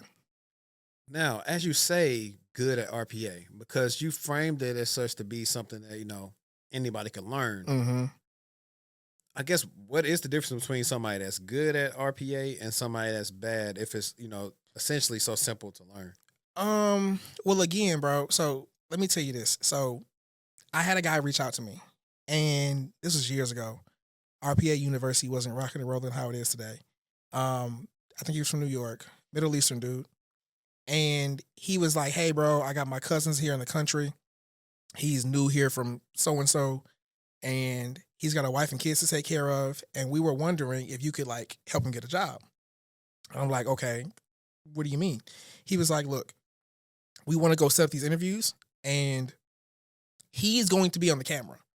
But we want your voice to be fed in, and you're like, he's just trying to match your words. I was like, bro, that's the stupidest shit I've ever heard. 1, I'm not doing it. 2, he's lazy. He should just go. Like, it's not that hard to learn, bro. Go learn it, right? And so I say that to say that guy probably put RPA on his resume, and he may have got in and gotten employed. He knows nothing about RPA. There's a lot of guys like that, right? So when people are like, oh, there's a lot of competition, that's how I know somebody sucks. They can't interview. They suck at competition, and they're not good at anything that they do. They're focused on competition. Oh, there's a lot. It's so much competition. Bro, did you ever see the Last Dance documentary? Yeah. Okay. There was one part in there when they were talking about Jordan, like his first like rookie year or his sophomore year on the Bulls. He was like, bro, after the games, the players would go and do cocaine together in the hotel. The average person on the Bulls at that time sucked. They were just like hooping well enough to keep their employment. You know what I'm saying? So like when you look at it from that perspective, you could have RPA on your job title. That doesn't mean that you're skilled, right? So going back to answer your question, bro, what makes a big difference is 1, can you consistently get the job done? Can you or do you just have it on your resume and you just hope they don't give you nothing difficult? Because when you start, they're going to give you like small pieces. It's not going to like build this whole project. It's going to be like, hey, we got this bot with like 45 different activities in it. Around activity 10 is messing up. We need you to go in and just fix that. Because that's entry level shit, right? Can you do that? And then can you finish a project? Can you bring a project across the finish line? And when it really comes down to is resourcefulness. Like I said earlier, if you don't know how to do something, are you able to get on Google? Are you able to pick up the phone? Or are you able to put your ego inside and say, I need help? Like that literally, to me, is the biggest difference. And do you have a curiosity about you? Are you naturally curious about, like, I tell people, if all you do in my course is the work that I assign you to do, you're not going to be that great. Like, you need to be experimenting with things. You need to be trying new things and being like, hey, I've never seen this. I wonder what it does. Let me drag it. Let me try. Oh, well, now I know. Get on YouTube. Try different things. Experiment. That is what makes a great RPA developer, in my opinion. Okay. And then this other question too I was thinking about, we're here with AI, machine learning. Mm-hmm. What do you see for the outcome or the future of RPA with AI pretty much getting more sophisticated at a rapid pace? Mm-hmm. I like the way you asked that question, because a lot of times people are like, do you think it's going to replace it? No. Actually, here's what I'm seeing, and here's what I believe is going to happen. What I'm seeing is that the RPA vendors, they are like integrating AI into RPA, right? So for example, let's say that you have a process and you got to, open an Excel file, extract information, upload it into a website, press submit. Let's just say that that's what it is. Mm-hmm. You, in the beginning, would need to know, like, okay, based on what the project requirements are, here's how I need to structure everything. Now, they have it to where, like, you can just type in, like, hey, I have a project where I have to extract information here, and it'll build the bot for you. And now all you got to do is modify it a little bit. So that's what's going on. It's so cool, so crazy. But what that's going to do is going to make the people who already aren't very good, the people who already suck at RPA, it's going to make them worse. Because they won't know how to They don't need to learn, right? Like, the reason I'm so good at it is because I started by writing code first. I was doing something that was difficult. And then this shit came along. It was like, oh, I can do this. They don't have that. It's just easy peasy from the jump, right? And so they don't have to learn the hard way. It's just all of this is here. Have you ever heard of seen a movie called Idiocracy? I don't think I've seen it. Bro, it's such a good movie. Go check it out. My physical therapist told me about it. But basically, it's about a movie about, like, a guy. He's in the military and he gets frozen, right? And they forget about him. So, like, thousands of years goes by. And so he wakes up and it's hilarious. And, like, the world is super far advanced, but because the world is advanced with so much technology, everybody's stupid. Everybody's stupid. And I think this guy ends up becoming, like, president or something like that. Like, and he was stupid in his time, right? But he's just like, he's able to manipulate everyone because, bro, it's a great movie. And I think that's where, I literally think that's where the world is going. I have to check it out, because that's kind of like a low-key version of Encino Man, except the person's not a caveman. Mm-hmm. So that's cool. So if you were on an elevator with some prospective clients, what would be your pitch to come do RPA? As in they're trying to get into tech, right? I would say, look, bro, if you want a career where you can make $250,000 working less than 20 hours a week, working remotely, you want to travel the world, you want to live a life of luxury, you want to have time, you want time and money, right? If you want a career that allows you to have time and money with the least amount of effort possible, you need to come holler at me. RPA is the thing for you. And I know they're not going to let me live if I don't ask you this, because we keep on using these big numbers. Mm-hmm. When you say these big numbers, are these people either working multiple contracts or their job stacking? Yes. That's exactly what it is. Again, the average is earning $130, right? But let's say you don't even get average. Let's say you end up getting a job where you're making $100,000, right? Bro, I promise you, there's not enough work in the world for an RPA developer to work 40 hours a week. There's not that much work in the world, bro. Like, you know how often you get blocked on a project? I've been on a project and been blocked for weeks. Mm-hmm. At this point, they're just paying me to just be on payroll. You know what I'm saying? Like, and so, like, if you want to use that extra time for leisure, you can do that, right? But if you're making $100,000 and you're working 10 hours a week, like, it would be nothing to put another 10 hours a week in and get another 100,000. Yeah, no, for sure. I mean, but the fact that you said that, a lot of people won't say that. Yeah. They'll just say they got one job, which there are people that are rare in every industry that have like one main job where their total comp is very high and even Straight their up. base is very high. Mm-hmm. But those aren't all the people that's most time talking on interviews and podcasts. Mm-hmm. So that's the reason why I wouldn't want to be those people because I think they're working really hard. Like I saw something like a press release from Amazon, and I think they're paying all their software developers. I could be wrong, so fact check me on this. Like $300,000 on the low end, right? But like, how many hours do you think they're working per week? Oh yeah, It ain't 40. Oh yeah, no, they're at the Amazon sweatshop. They're working hard. I don't want that. I used to have a buddy that used to work for Amazon. And he definitely was. Matter of fact, a lot of people that I knew that used to work there didn't like it, but they really took it strategically because the big sign-ons and attracting I bet you resumes. Amazon has over 250,000 employees.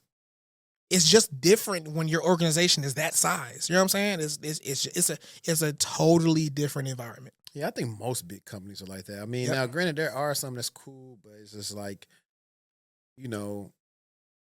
for me, I always see like certain companies I already know an old white man running it based on like policies or whatever. Like it's not really friendly for different communities that have to do other stuff for families or whatever, or just want you to wake up and waste time driving to the office just to be there. Like those type of things. Like, for example, one of the reasons why I didn't like JP Morgan was the fact that, hey, I was the only person in the Plano office. All the rest of my people stayed in Columbus. So I was like, I'm doing what I could do at home, and I only have to come up there 2 times a week. But like at home, I'm doing the same thing when I meet with them virtually. Yeah. Like it'd be different if people was here. That's the banking industry too, though. So like that's the banking industry is so interesting, bro. It is the only industry that I've ever seen where technology is squandered. Like they see tech coming, they're like, nah, bro, we're gonna buy it and shut that shit down because we don't want change over here. So I would say that some of them have matured in that thought process. Because I'm still in that area at a certain company. But I would say some of them matured, like even like they were late. Like JP Morgan was like they was using cloud stuff, but then they started ramping up more into the cloud. So I think that you do see a lot of stuff that people just have that like they're not even using. They just buy stuff, they're not using it, or they sticking to their guns. Well, here's the thing, bro. It's not even about buying it. So I used to bank with this company called Simple, and I loved it, right? Because your money would hit your account, and you get to break it up into like different pockets. It was phenomenal. Bro. Me and my wife used that for years. It was great. Not even years, maybe a year. And then they got acquired, right? And the CEO was like, "Hey, don't worry, we're not going to change anything." And they shut that bitch down. So it's not about buying or not use. It is we're going to shut this down. And I get it. I'm not gonna lie. I might do the same thing if I were them because it's like as an entrepreneur. Not even that, because once I buy you, you're not competition anymore. But it's just like nobody wants change for the sake of change. And so, like, if I am a rich, powerful white man or whatever, and I'm sitting at the top of an industry, not just a company, an industry, and I want things to stay exactly as they are so I can have my predictable revenue and I can have my predictable quarters and I can have my predictable profits. I don't want change. So I get it. You know what I'm saying? And that's where I see where the new companies start to thrive. Like, for example, honestly, probably before the pandemic, I didn't know what a Stripe was, but now look at Stripe. One of the biggest fintech names out there. Yeah. And then if we go to recent news, it's a company called Wiz. Yeah. Wiz just got acquired by Google for I don't know if I heard about that. Okay, so I saw your post. What is Wiz? So Wiz is, and so I don't butcher it, so I actually want to inform the people on this because I'll be talking about it again soon. It is I'm not gonna lie, bro. I don't really keep up with tech news like that. Like my life is so enjoyable. I just keep up with myself. But I'm starting to keep up with it because it's valuable to the people. It's valuable to the people who want to be in the industry and stuff like that. Yeah, that and where money is moving in the stocks is a lot of times. Yeah. So Wiz is pretty much a cloud security platform. Okay. Previously, last year, Google tried to acquire them. I want to say for like $23 billion or something like that, and they turned them down. A couple of months ago, Wiz acquired a company called DAS for like almost $500,000. No, not half. I'm sorry, almost $500 million. And now, yesterday, they got acquired for $32 billion. And I think they negotiated in there, hey, let's do some retention stuff to keep our employees here and all this other stuff. So they did it like smartly, but. That company was founded in 2020. Really? That's crazy, bro. That's crazy. I don't ever see myself being the tech venture startup guy, but like, bro, there's insane amounts of money. Well, insane amounts of money. That and literally, because when you, like you say, let's keep it simple. always did. They had people that worked at all these various places, and they Mhm. started solving problems. Mm-hmm. That's literally what they did. Mm-hmm. And so that's probably what a lot of times where we see the new companies come with solving problems. That Like, makes sense. That makes sense. when I think about Stripe, think about like a person like me in the service-based business or whatever, how easy it is to make your Stripe account, make payment links, and get paid like that. Exactly. You know, back in the day, to get paid on your phone, you have to go get the Square reader, and people have to swipe. That's like a this. good point. So that's a very good point. That's a good. They saw a big gap in the marketplace, and they just decided to fill it. Yeah, so I think everything's just about like adaptation, and so that's I think I even see like a lot of that stuff what they'll be doing with AI when it comes to my industry being in cybersecurity and like all different things. I think the people who know stuff, like you said, it's gonna help their job. It'll be like a little bit more efficient, and it'll be some people that need to keep learning. But I mean, I think that was just pretty cool when I saw that. Like my eyes, like dang, it's real deal. It's not that old of a company, so for sure. But I want to ask you, and I always ask my guests this, man. We got two things. One, I know you recommended some books. So what'll be 2 or 3 books that you probably would recommend for them to read? Bro, my favorite, and it's my favorite book of all time. It might be dethroned soon. It may not be. Is Secrets of the Millionaire Mind by T. Harv Eker, right? I've been accused, and maybe I am, of being a black and white thinker. I just like to simplify things down. I like to boil them down. And what I love about this book is he goes into what they call the wealth files, right? And he says that like you could make a lot of money, but if spiritually and mentally you're the kind of person where your internal is set to poverty, you will find a way to be poor, right? Yeah, for sure. He talked about how his dad would like do construction and like build like properties and like neighborhoods and shit. He would, some years they'd make $700,000 a year, right? And then he was good. His dad would come home happy as all outdoors, and then they spend all the money. Now his dad is grumpy, and then once he found a new contract, he's happy again, right? And so he basically says like 17 different principles, and he's like, rich people think this, poor people think that, rich people think this, poor people think, and it's, bro, I love it. It is, I read that book every year, at least once a year, right? And one of my favorite principles from it is poor people think either or, rich people think both, right? And I'm not gonna go that far, but yeah, that's like one of my principles. It's like I don't have to choose. I can have everything. I can have both. I can have a great life. I can have a great sex life. I can have a great relationship with my children. I can have a great career. I can have a great like business. I can also have a great job at the same. I can have everything that I want as long as I'm strategic about how I get there, and I keep it simple. I don't overcomplicate it, right? So that's definitely a book I highly recommend.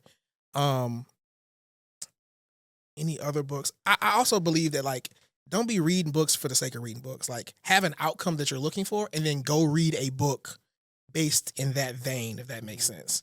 And I don't know if all the books that I read, like all I do is consume knowledge. Like how I said, I'm not a tech guy. Like what I geek out about, like what I'm reading about and looking up on YouTube is human relationships, human nature, human relationship, dating, sex, like all of that. Like how can I, like there's some men out here who like, true story. I went to a business conference in August of last year, and I'm meeting these men, and like they're millionaires, and some billionaires are in the room too. And I'm listening to the way that they're talking like about or with their wife, and I'm just like, bro, she runs you. She controls that whole relationship. She feels so unsafe, and like you don't even see it, right? Like how is that the case? And then other men have like women falling at their feet. Like how? Like how can this guy walk in a room and everybody admires and respects him? This guy walks in the room and like he's a joke and no one even cares. Like what's the difference? Like that's what I geek out about. Like I love human nature, and it just so helps in interviews and things like that, right?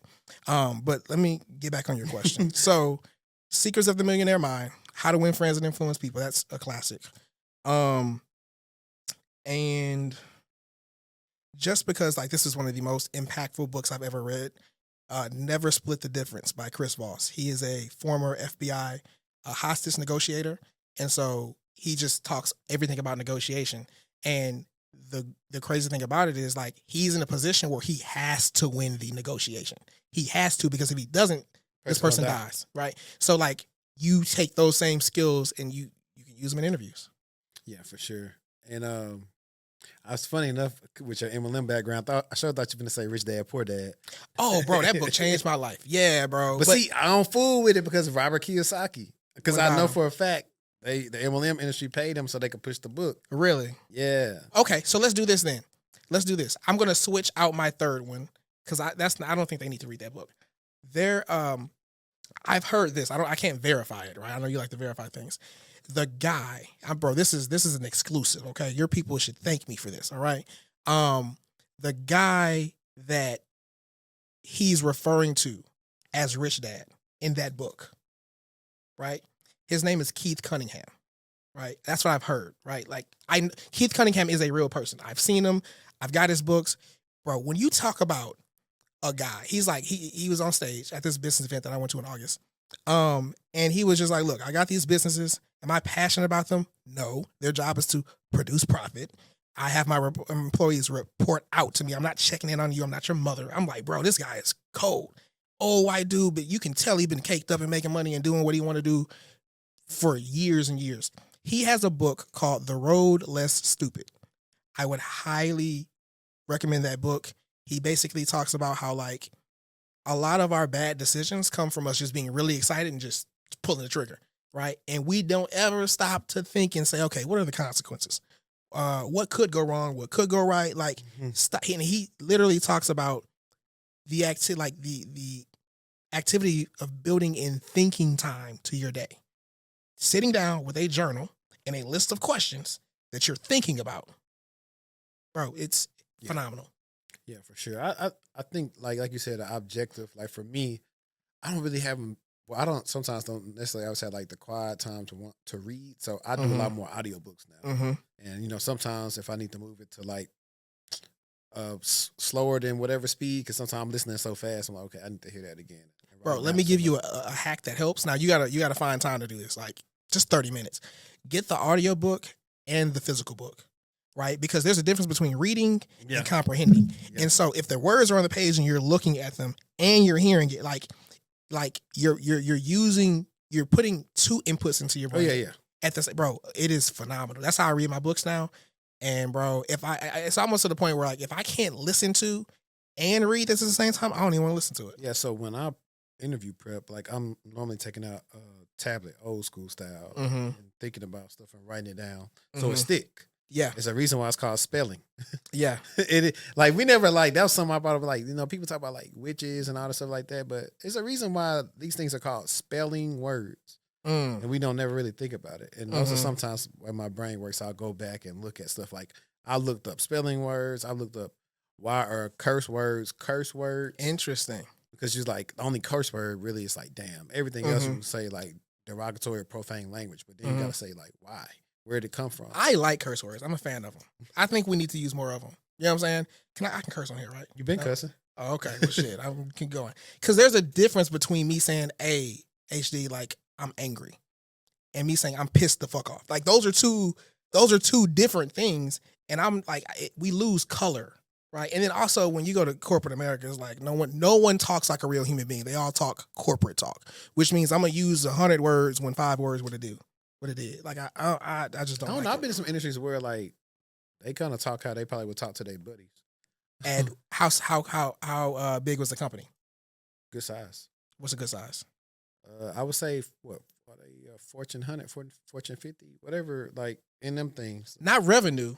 I'm talking about a number of employees. No, I'm saying I don't know the number, but I'm saying I would say like it's relatively like a larger company. And was this when you're talking about like they were talking? Was this like people who were like in high level positions that they were hard to replace? I would say that. So to me, it's a leisure. It's a luxury. Honestly, I don't think nobody's hard to replace. Nah, bro, you're hard to replace. You wouldn't have the fact that you are successful as you are, as long as you like. There's something called the Dunning-Kruger effect, right? Where basically people who suck at something think they're good, and then the people who are really good at things tend to say, "Nah, I'm not that good. I have a lot of room for growth and improvement." That's you, bro. Like if you weren't grand, if you weren't good, you wouldn't have been in this industry this long. Like what is normal to you is incredibly challenging to the average person, right? And so that's why I think you're saying that these people are in privileged positions to where it's like, let's say like if you're the number one sales guy in the company every year for like a decade, you can talk kind of how you want to talk.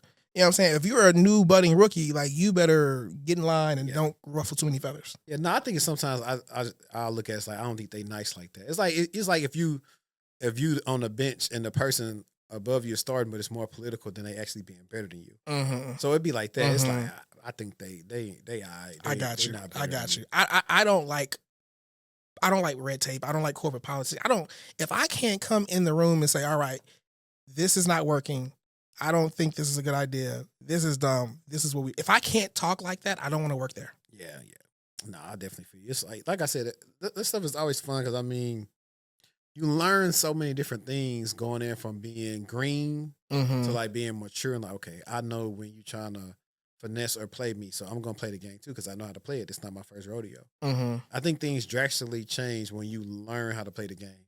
And to me, it typically comes after a layoff. If like you ever get laid off or something, that's normally when you wake up and you like take the red pill, as they want to call it, and everything. But real quick, last question would be, what's something that I didn't ask you that you surprised I didn't ask you? It would be tech related. I mean, you asked me about my success rate. You asked about RPA. I don't know, bro. That's a good question. I mean, my goal in coming here today was to be as present as possible. Yeah. Like I didn't want to prepare. They both know like neither of us prepared. Yes, I mean, I wasn't gonna say you didn't prepare, but but I don't know, bro. I mean, but again, how we got in contact, like my guy told me about you, and it was like, bro, like y'all would have a real conversation. It'd be dope. It wouldn't be like a political conversation, you know, because we've talked about certain people in the industry. You know what I'm saying? And this is not that, right? So I don't have a good answer for you to that question. So where could the listeners follow you at, and then where could the viewers like follow you at as well? For sure. You can follow me on Instagram at the RPA guy. That is THE, R as in Robert, P as in Paul, A as in Aaron, guy on Instagram.com. And on there, I have a mixture of like, I do a lot of talking about tech, and I do also a lot of talking about masculinity, right? So if you like the masculinity part, and by the way, you can, I don't know if you've noticed this on YouTube yet. You're on YouTube a lot. You've probably seen it. They got like the @ symbol now, right? So it's like at whatever your channel name is. So I'm at the RPA guy on YouTube and on Instagram. And then that's like tech stuff. And if you want the masculinity content, then you can find me at King's Corner Podcast TV on YouTube. And I think it's just at King's Corner Podcast on Instagram. And I'm going to just say it here. Like my goal, like I just so happen to be good at tech. It comes easy to me and all that. My goal is to be the world's #1 masculinity coach, period. It is, there's pride in being a man. We make the world, we keep the world running. And that's really what I want to do. That's the message I want to get out there. And I want to help you make a lot of money in tech so that you take that money and then you invest it in you, your family, your community, all that good stuff. Bet. Well, all this information will be in the description, but I appreciate all y'all for rocking with us. Until next time, let's stay textual, and we out. Peace.